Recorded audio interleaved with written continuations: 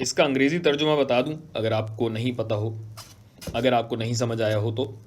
इस दिए गए ग्राफ की इक्वेशन हमें लिखनी है, इस फंक्शन की इक्वेशन हमें लिखनी है। अब ग्राफ की शक्ल देखकर तो आप फौरन पुकार उठेंगे कि भाई या तो ये साइन एक्स है या फिर कॉस एक्स।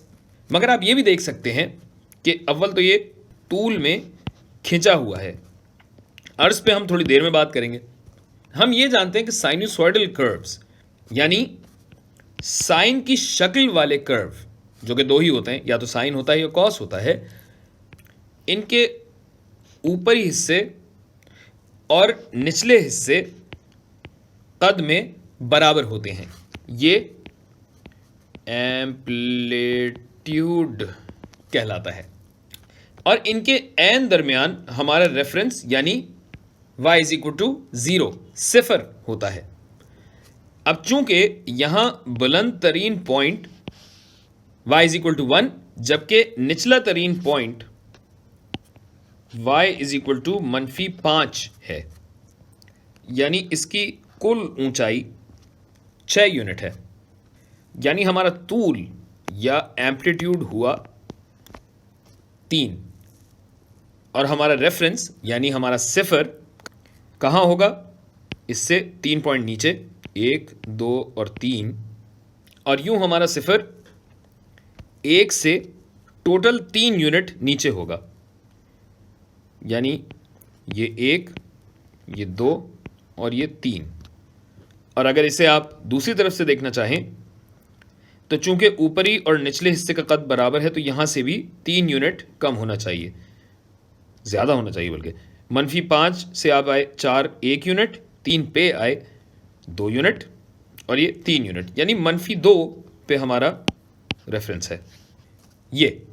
तो जैसा कि मैंने कहा था कि या तो ये साइन एक्स का ग्राफ होगा या फिर ये कॉस एक्स का ग्राफ होगा। अच्छा, साइन या कॉस तो तब होता जब सिफर से शुरू होके इस तरीके से जा रहा होता, लेकिन सिफर से नहीं शुरू हो रहा, ये शुरू हो रहा है -2 से, यानी तमाम y वैल्यूज़ में से 2 निकाला जाएगा। इसका रंग बदल दूं, ये हो जाएगा -2। अब ये तो हो गई पहली बात। दूसरी बात ये कि चूंकि एम्पलीट्यूड 3 है तो इसका मतलब है कि साइन हो या कॉस हो 3 से ज़रब दिया जा रहा है। अच्छा, अब आ जाएं अर्ज पर। जब x इज इक्वल टू 0 होता है तो क्या फंक्शन सिफर पे है या बुलंद तरीन है?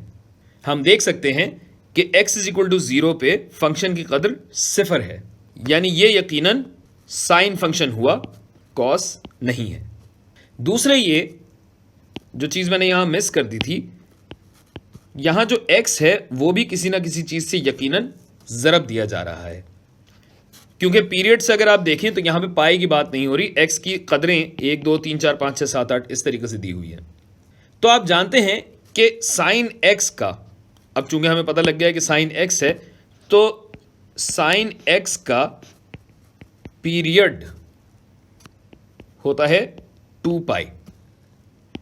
दूसरी बात यह कि इस साइन x का पीरियड क्या होता है भाई? साइन x का होता है 2 पाई, तो साइन के x का कितना हो जाएगा? ये हो जाएगा 2 पाई बटा k। अब हम ग्राफ से देख सकते हैं कि ये जो एक पीरियड है, यानी एक चक्कर कितने यूनिट में ख़त्म हो रहा है? ये ख़त्म हो रहा है 8 यूनिट में। तो पीरियड का मतलब होता है कि एक चक्कर कितने यूनिट में ख़त्म हो रहा है? तो ये सिफर से शुरू होकर 8 तक जा रहा है, यानी 8 यूनिट में ये ख़त्म होता है।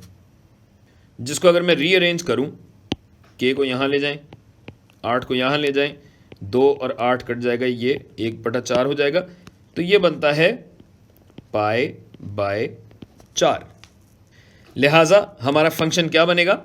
हमारा फंक्शन बनेगा 3 sin π/4x, जिसको ब्रैकेट में लाना होगा, एंज 1/2।